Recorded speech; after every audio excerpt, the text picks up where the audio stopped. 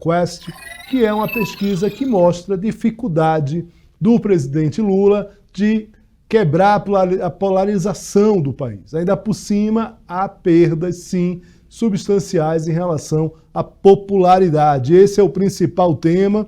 A gente também tem outro tema que é STF julgando a questão de porte de drogas. Vamos dar detalhes para você aqui também do imposto de renda. A gente vai para a vinheta, chama a vinheta agora, volta comigo agora para a gente começar aqui o Poder Expresso. Vamos lá?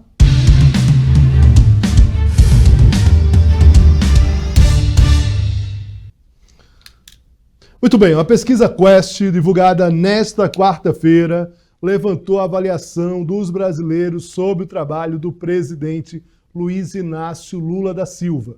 Os números não são bons para o presidente, principalmente depois os números principalmente pegando ali, né? Pós-manifestação, pós-declarações em relação a Israel, o que dificultou ali ainda mais a vida do governo em relação aos evangélicos, principalmente. É disso que se trata, principalmente. A avaliação entre os católicos se mantém, mas o Lula perde votos entre pessoas que votaram nele em 2022, no segundo turno. Bolsonaro acaba ganhando votos de quem, né, votou nele no segundo turno. Ou seja, a situação está difícil ali para o presidente. O ministro Paulo Pimenta hoje falou sobre esses números, disse que continua, que é um quadro, tentou minimizar ali. A situação é, de fato, vamos dizer assim, perigosa para o governo nesse momento, porque o governo tem boas notícias na economia, mas não consegue se deslocar dessa popularidade. Para conversar com ele sobre esse tema, eu vou chamar o cientista político Caio Barbosa e o editor executivo aqui do SBT News, o Afonso Benites. A gente vai bater bola aqui sobre esse tema. Que, fazendo as honras da casa, eu vou já conversar, já passo a bola para o Afonso, na sequência a gente vai para o Caio. Eu também vou dar aqui as minhas opiniões, afinal de contas, a gente não está num debate aqui, aliás, estamos num debate aberto. Afonso, o que é que você destaca primeiro, começando dessa pesquisa hoje da Genial Quest? Ô, Léo, boa tarde a você, boa tarde a todos que nos acompanham. Uma saudação especial ao nosso convidado. É o seguinte, o que me chamou a atenção é que o Lula continua enfrentando dificuldades ali nas regiões em que ele teve menos votos já no passado ali. Região Sul e região Sudeste. Por que o Lula tem enfrentado um pouco dessa dificuldade ali na nossa avaliação? Ele está fazendo discursos um pouco distante do Brasil real. Você mesmo citou aí na abertura do programa que o presidente Lula, ele perdeu algum tempo nessa semana falando ali da declaração dele com relação a Israel, a comparação com o Holocausto. Ele também falou de Jair Bolsonaro e seu ato lá no final de fevereiro. E hoje ele falou de Venezuela. Aparentemente, ele está falando para convertidos. Ele não está discursando, não está discutindo ali o que a população quer saber. Ele está intensificando essa polarização que vem desde 2018, 2022, já de olho nas eleições municipais. Acho que é um pouquinho disso aí que está por trás dessa pesquisa Quest divulgada hoje. Sua avaliação, o que é que está em jogo nessa pesquisa e como o governo poderá conseguir sair dessa encrenca?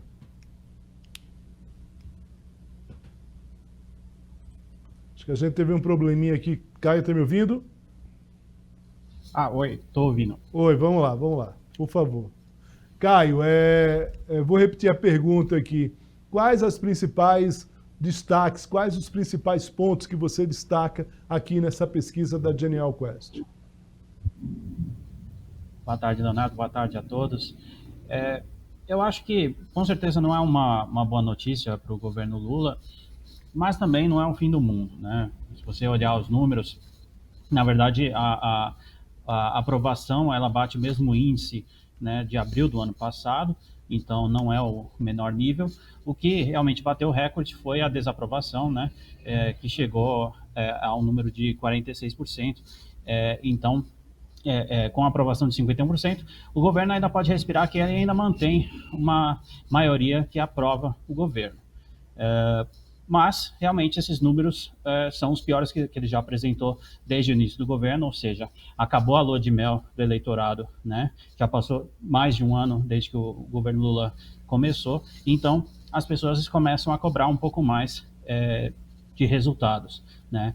O que ficou mais evidente dessa pesquisa foi realmente o aumento da rejeição entre o eleitorado evangélico, né? E isso, com certeza, tem relação com a frase que o Lula fez comparando o que Israel fez em Gaza, ou faz em Gaza, com o que Hitler fez com os judeus, uma frase muito pesada, que pegou muito mal, no geral da população, mas principalmente para o eleitorado evangélico, né, que acaba enxergando em Israel com um olhar muito ainda bíblico, né, com a Israel da Bíblia, mas também surge também na pesquisa um certo pessimismo com a economia, né, uma preocupação com a inflação dos alimentos. Então, realmente não são números muito animadores para o governo, mas ainda ele pode afirmar que ainda mantém uma maioria que aprova.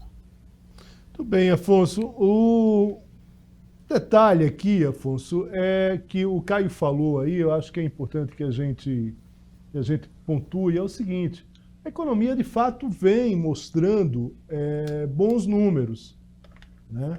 Mas a impressão que a gente tem, também aí a partir da análise do Caio, é que essa questão, inflação de alimentos, isso não bateu ainda ali no bolso do cidadão efetivamente, né?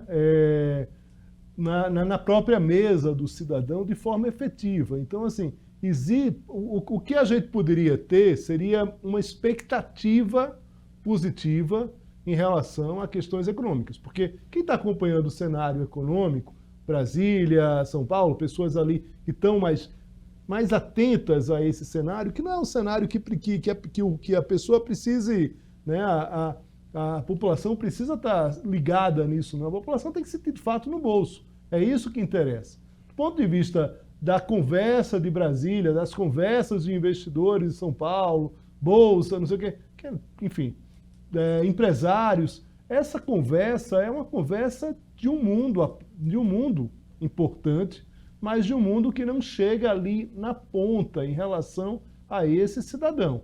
E o que se chega nesse cidadão é, de fato, Lula ainda se mostra forte no Nordeste, né? E talvez se mostre aí ao longo do mandato, na verdade, mas já começa a apresentar, como o Caio lembrou aí, essa rejeição. E essa rejeição aumenta justamente nessas regiões.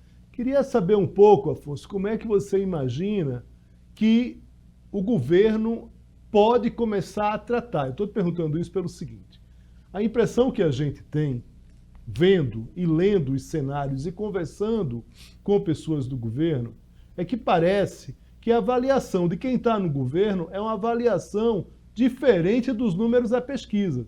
Por mais que o Caio diga, e o Caio tem razão em dizer, na minha avaliação, concordando com ele, de que essa pesquisa não é o fim do mundo, o problema é que, mesmo com essa pesquisa, que é uma pesquisa que acende um sinal de alerta que deveria acender um sinal de alerta dentro do governo, dentro do Palácio do Planalto, a impressão que a gente tem, a não ser que eles falem em segredo, entre ouvidos, é que a visão das pessoas que tocam o governo, essa pesquisa ela não bate o coração, ela não sensibiliza.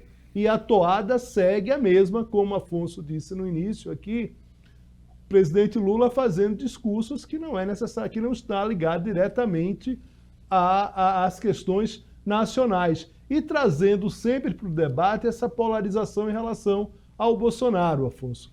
Te parece isso também? Sim, um ponto que eu ia chamar a atenção é o seguinte: antes, lá atrás, entre os que aprovavam e desaprovavam, havia ali uma margem de 11 pontos percentuais. Hoje, essa margem caiu, só checando aqui, ela caiu para 5 pontos percentuais. Então, assim, quem está ali assessorando o presidente Lula tem que estar atento a isso. Isso é um sinal de alerta gravíssimo ali para quem está governando, para quem está vendo essa popularidade. É como o Caio falou, ainda não é super preocupante, porque ele ainda está num patamar ali aceitável, razoável para quem está no governo. Mas esse sinal de alerta, sim, foi aceso. Uma coisa que era muito comum ali no governo Lula, dentro do Palácio do Planalto, o que acontecia antes? Nos primeiros governos do Lula, ele tinha a quem recorrer. Ele tinha ali assessores, tinha consultores em que ele confiava bastante. Hoje em dia, ele não tem tantos assim. Hoje em dia, a gente vê ali que as pessoas são muito mais dependentes do Lula do que o Lula as tem como conselheiros, como conselheiras. Então, assim, falta ali um pouco de assessoramento em que o Lula respeite as opiniões que estão sendo levadas a ele, mais pessoas ali dentro do próprio PT, do núcleo duro do governo. Isso aí, essa articulação, acho que a gente pode até tratar isso num próximo tópico, essa articulação interfere, inclusive, no Congresso Nacional, com a composição ali das comissões, tudo que está sendo feito hoje. Mas eu vou deixar esse ponto aqui para a gente discorrer na sequência, por favor, Léo. Eu vou voltar nesse ponto com o Afonso, que é importante, que é o ponto da distribuição das comissões. Ainda tem um impasse ali, nem tudo está cravado. Existe uma tendência a governistas levarem, de fato, essas principais comissões, o que vai dificultar ainda mais a vida do governo. Mas eu te pergunto o seguinte, Caio, muita gente acha que essa polarização, que Lula precisa continuar estimulando essa polarização para ter um inimigo, claro, que é o Bolsonaro ali, um inimigo que não pode disputar as eleições, que está proibido de disputar as eleições, e o presidente Lula faz. Um exemplo claro depois das manifestações do Bolsonaro na Paulista, Lula veio e falou, acabou criticando não só o Bolsonaro, mas também as pessoas que estavam nas manifestações. A partir desses números, Caio, e a partir dessa pesquisa, essa estratégia de continuar essa polarização com o Bolsonaro, ela está dando certo? Ou isso tem que ser mais medido? Ou não, o presidente está certo e tem que acelerar, de fato, essa polarização na sua avaliação? Bom, o presidente Lula, quando ele fez campanha, se elegeu, ele prometeu justamente unificar o país, né? Pacificar a sociedade que estava muito polarizada no período da eleição. Então, ele estimular essa polarização, primeiro de tudo, é ir contra o que ele mesmo disse, né? E realmente existe essa tese de que você manter a polarização acaba sendo positivo para o governo, porque tem um inimigo a ser combatido, mas não parece que isso é uma atitude sensata de se fazer, né? Se você mantém esse inimigo vivo, ele pode voltar a te morder. O Bolsonaro ele está inelegível, mas isso não significa que o bolsonarismo está morto, né? O entorno do Bolsonaro ainda se mantém muito forte, muito ativo, né? E significa que mesmo que ele não possa se candidatar em 2026, que ele pode colocar algum candidato que o represente que tenha bastante força na eleição. É importante também ressaltar que nós estamos vendo nos Estados Unidos, né, a situação de que o Trump ele pode voltar à presidência, né? O Biden ele manteve, de certa forma, essa polarização ativa com o Trump nos Estados Unidos, e agora está voltando para morder ele, né? O Trump aparece em primeiro nas pesquisas, tem grandes chances de voltar à Casa Branca. Então, de que forma a polarização ajudou, né? Ao mesmo tempo, essa polarização e esses números da pesquisa de opinião que mostram a queda da popularidade, isso, claro, dificulta o trabalho do governo no Congresso, onde ele não tem uma maioria segura e estável, né? Então, tudo aumentando o passe dos congressistas.